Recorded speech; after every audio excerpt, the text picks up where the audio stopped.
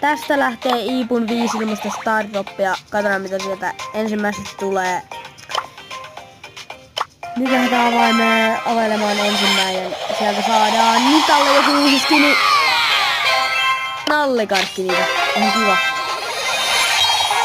Toisesta tulee joku tähtivoimaa. Mortikselle ei kyllä tarvi, mutta ihan hyvä.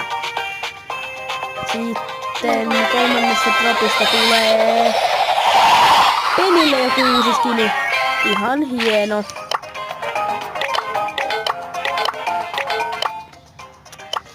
Taas kasvuuteen sekoiltiin 4. droppi ja sieltä tulee varmaan uusi lemppari rämäpää. Sitten koira minulle viimeistä sieltä dropista. Tässä oli sellaiset fiilikset. Ihan sama mitä mä otan. Sieltä tulee Maxille joku skini. Moikka!